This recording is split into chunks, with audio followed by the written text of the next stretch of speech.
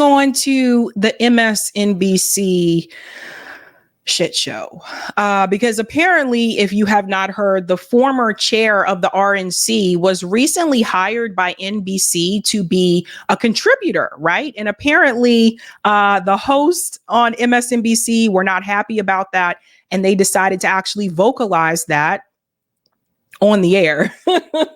On the air. Now, there is a recent update. It does appear, according to Ali Velshi, that NBC has decided to withdraw that employment from the former RNC chair. This was just announced on Twitter before I went live. But let's dive into the interview that happened. We're going to start with that interview on Meet the Press with the former RNC chair, Ronna McDaniel. And then we're going to get to the part that I think a lot of people are talking about, where Chuck Todd just kind of laid all the cards out on the table on the air. And then we're going to get to Rachel Maddow's comments as well. It's very interesting here, folks. There's a lot of hypocrisy at play. Let's dive in. Take me behind the scenes a little bit.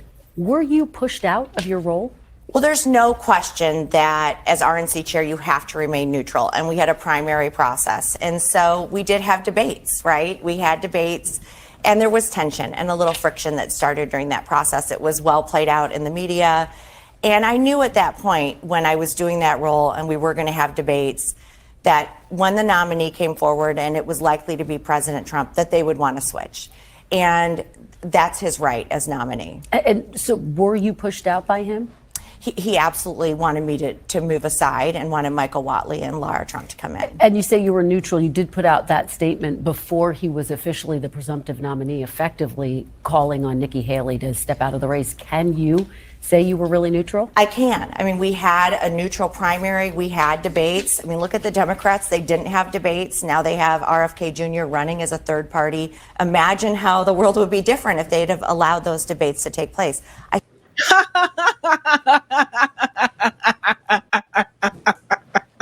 That was a jab there at MSNBC. That was a jab at the Democratic Party. That was funny to me. I was like, oh, she threw that in there. I think that's so important to our public discourse. So yes, I was neutral. But as I said at that time, there was no math and no path, and that was true. And so we did need to consolidate behind the nominee, and that's what I did. You talk about the tensions around the debates. Was there a breaking point with former President Donald Trump and you? It was a lot of tension with the campaign. He really did not feel like we should have debates. He said this publicly. I got a lot of phone calls.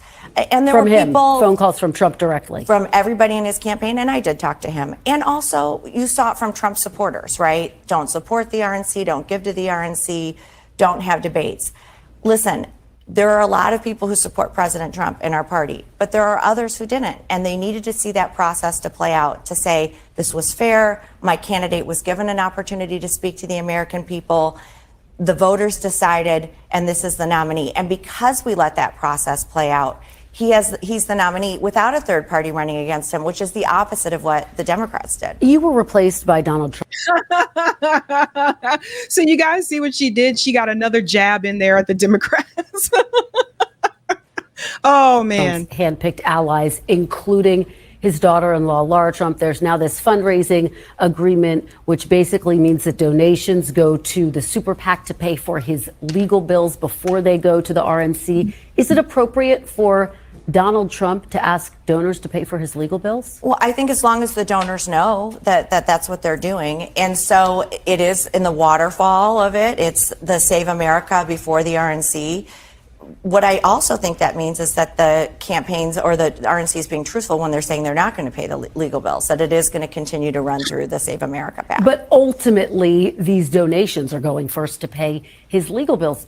People who may be struggling in some cases to make ends meet. Is there not an ethical challenge with that? If they feel strongly to support his legal bills, then they have every right to do so. And I think he's being very open that they're helping with his legal bills. And you, of course, paid $2 million for his legal bills while he was still in office. Do you have any regrets about that? Do you think that was an appropriate use of RNC funds? You know, as a former president, as somebody who raised a lot of money into the RNC, we paid less than $2 million in legal bills. And we didn't, once he became a nominee or a candidate we cut that off. It's different when you're a former president than when you're a candidate. One RNC. Pause here for just a second. It's the hypocrisy for me, because honestly, some of the criticism that she has for the former RNC chair in reference to how the Republican Party may have mishandled funds. Well, you can say the same thing about the Democratic Party. It happens on both sides. So it's just interesting to me. It's really not a gotcha moment. Member told Politico that you were a, quote, failed chair. Another said, quote, we lost the House, the Senate, and the White House while she was chair. Did you deserve to stay on with that track record, Ronna? You know, I push back on that very hard. You know, the fact that under my time as chair, we've had more women in Congress ever than in the history of our party, that we've had more minority growth in our party, and that didn't just happen. Pause. So let me tell you about the hypocrisy with both parties, guys. Listen to what she just said. She said, when I was chair, we had more women become a part of the party, and we had more minorities become a part of the party.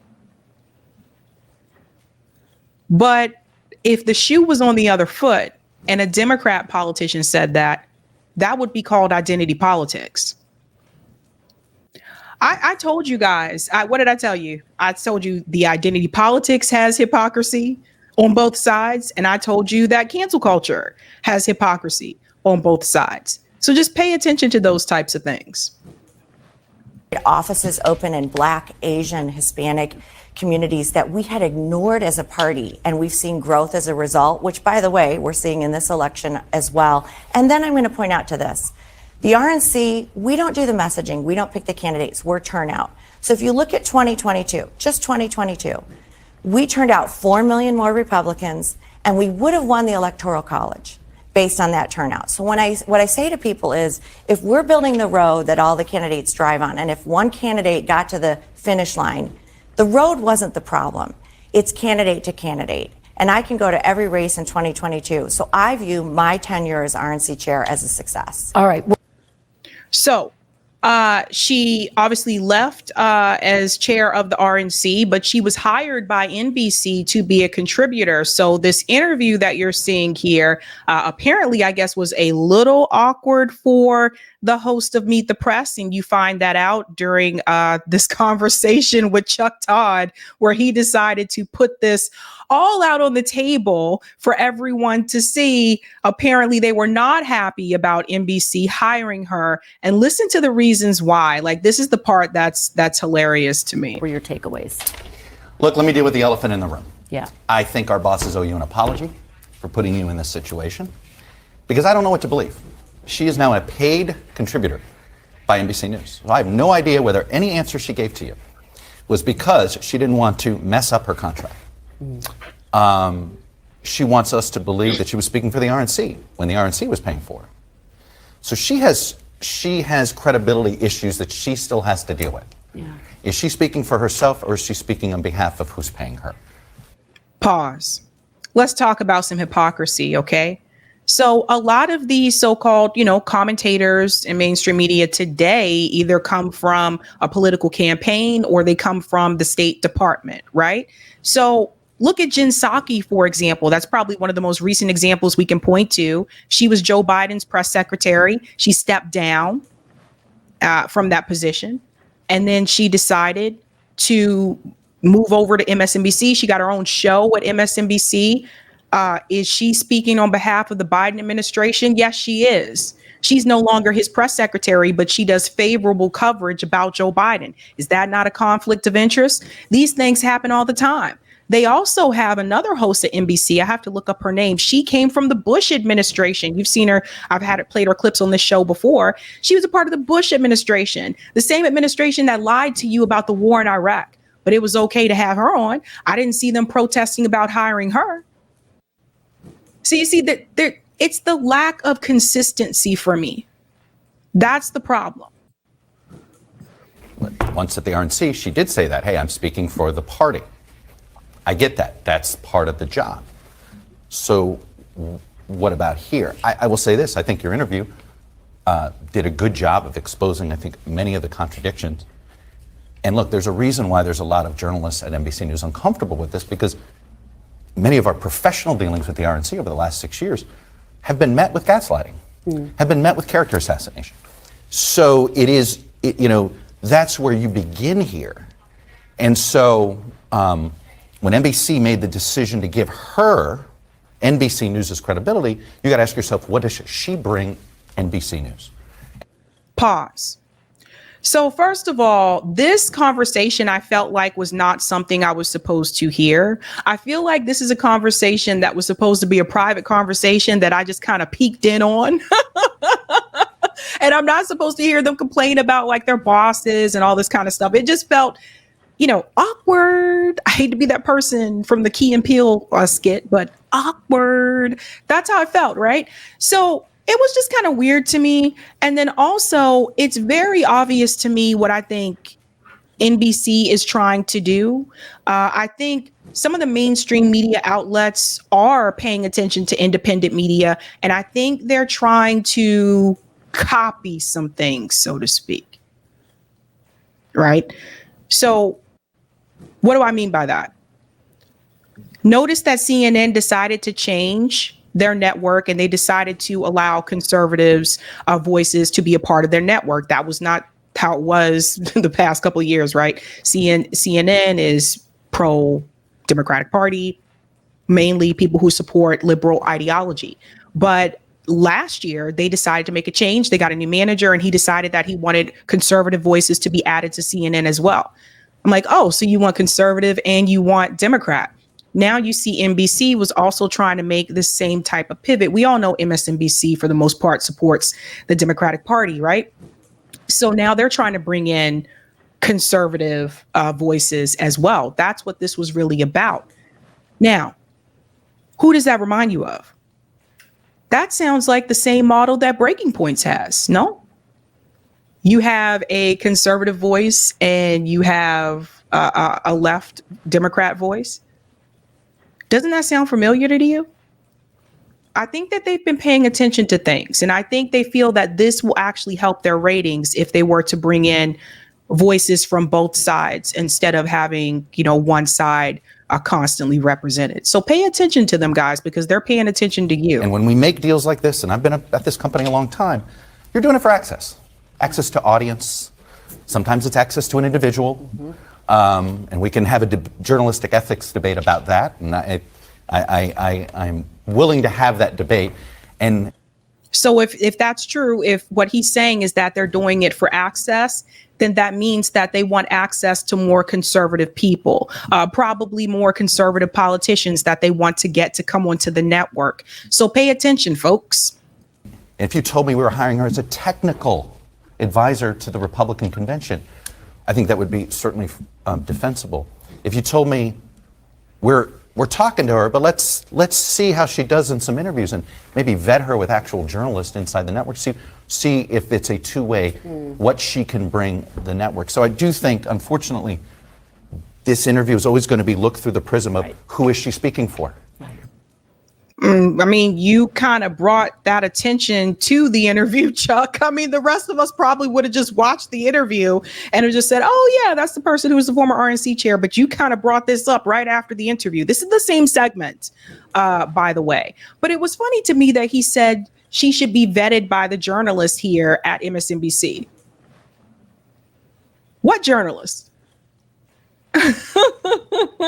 They're not journalists. I don't even call myself a journalist. These are commentators. Okay. They have a script. They have a teleprompter that they read. They're not journalists. So that's just funny to me. Aye. Right. I think you did everything you could do. You got put into an impossible situation, booking this interview, and then all of a sudden the rugs pull out from under you. You find out she's being paid to show up. It's unfortunate for this program, but I am glad you did the best that you could, and that's why the three of us are on here to try to bolster that editorial independence. Well, I appreciate. She's not the only person that has been paid to show up. Listen, there have been a number of interviews where people were paid to show up, folks. Go ahead, Kimberly. Point about credibility. As a journalist and as a lawyer, I think about credibility all the time. Credibility of sources, credibility of witnesses, and for the reasons that you laid out, and also the timing that she is only here after she got ousted from Trump's RNC. Her credibility is. There have been attempts to book her as RNC chair on this show Yes. for years. Yes. So her credibility is. completely shot. So this is the funny part too, right? So they're talking about credibility, and I'm not to say that that Ronna McDaniel is credible at all, but neither are they. They're not credible. This is the same network, the same outlet that Russiagated people for years. Did they come back and apologize to people after they Russiagated people for years? Did Rachel Maddow ever issue an apology or retraction? No, they didn't. You want to talk about credibility? You guys lie every day.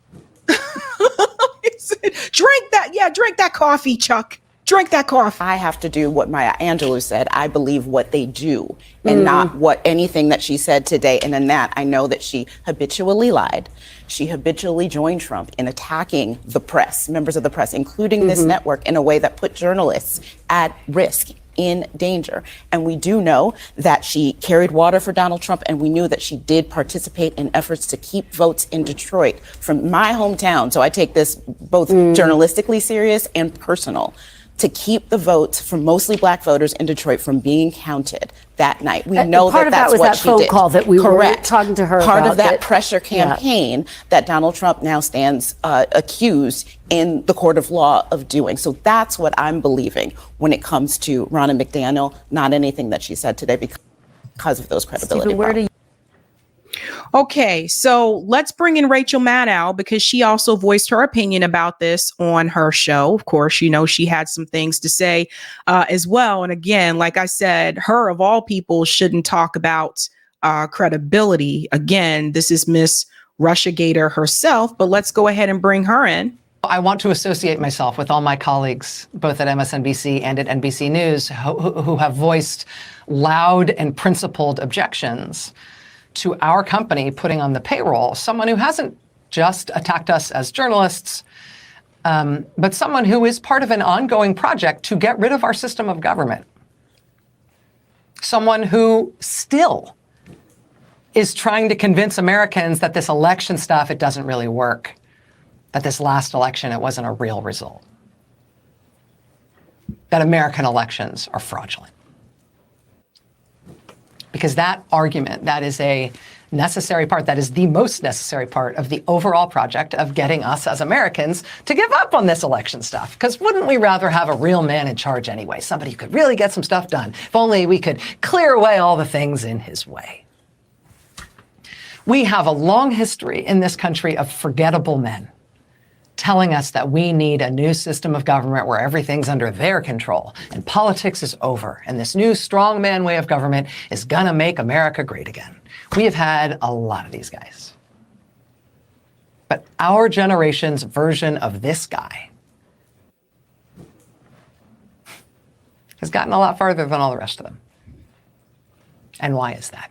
He would have been as forgotten as all the rest of them had he not been able to attach himself to an institution like the Republican Party, and had the leader of that party in his time not decided that she wouldn't just abide him, she would help. We would have never even, listen, you don't get a president like Donald Trump as president after Barack Obama if Barack Obama, doesn't renege on his promises for the American people. And here we are again, where Joe Biden reneged on his promises, where people are still hurting in their pockets, right? And now you see, this is why, once again, Donald Trump is leading in all the swing states. Joe Biden is now leading in the swing states. Things could change as we get closer to November, but we have to think about this. As much as people complain about Donald Trump, and I complained about Donald Trump, we have Barack Obama to thank for Donald Trump. He is the one who gave us Donald Trump. Barack Obama ran on all these promises. He said it was time for a change. He said we were going to fix the healthcare system. Obamacare was like a first step, but it turned out to be a disaster financially for people. And it wasn't what he said it was going to be. It was a half-assed step. He made all these things about we can change. And he sounded kind of like a populist, actually, when he was running for office. But once he got in there, we realized he was just like everybody else. And the working class was still hurting. That's how you get a Donald Trump. And that's why you could get Donald Trump again. So you can point fingers and blame at all these other people. But the reality is It was failed leaders that we had that misrepresented what their platform was. And then they didn't actually push for those initiatives once they were in, not even by executive order, and they could have. She would help with the worst of it. It's my understanding that MSNBC's leadership did not object to Ronna McDaniel being hired by NBC News when the matter first arose. But when the hiring was announced, and MSNBC staff essentially unanimously and instantly expressed outrage, our leadership at MSNBC heard us, understood, and adjusted course. We were told this weekend in clear terms, Ronna McDaniel will not be on our air. Ronna McDaniel will not be on MSNBC.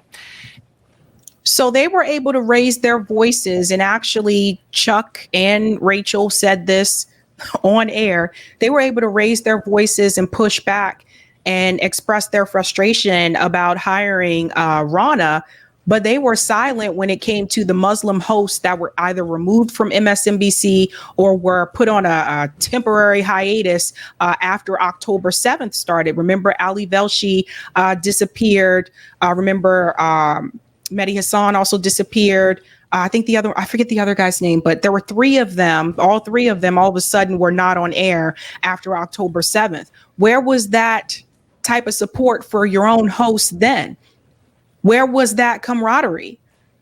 Where was that on air discussion? We need to talk about these types of things. And if I was Mehdi Hassan, I would be sitting back looking at them in some kind of way, because you guys can all come together and push back about someone that you don't want on the network. But when it was someone who was pushed out because of their support for the Palestinian people, you were silent. That conversation didn't happen on air. The hypocrisy of it all. And I say that and give you that level of detail because there has been an effort since by other parts of the company to muddy that up in the press and make it seem like that's not what happened at MSNBC. I can assure you that is what happened at MSNBC. Ronna McDaniel will not appear on MSNBC. So says our boss since Saturday, and it has never been anything other than clear. And I will also say, if you care what I think about this, I will tell you the fact that Ms. McDaniel is on the payroll at NBC News, to me, that is inexplicable. I mean, you wouldn't hire a wise guy. You wouldn't hire a made man like a mobster to work at a DA's office, right?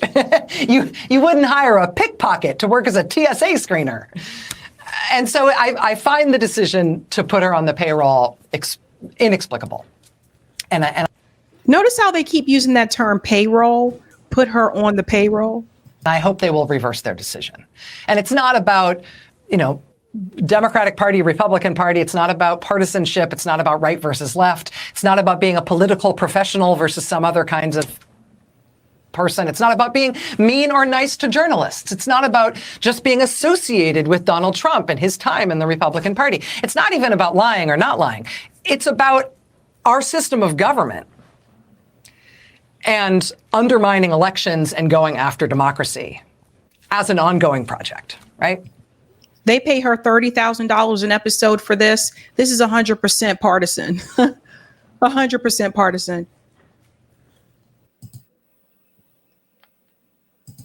Now, according to Ali Velshi, he has come forward. Again, this was right before I went live, and said that apparently NBC has reversed their decision because of the complaints from staff members like Rachel Maddow and Chuck Todd. They have decided to not continue that working relationship with Ronna. Very interesting, huh? Too bad they didn't fight like that for Mehdi Hassan. Too soon.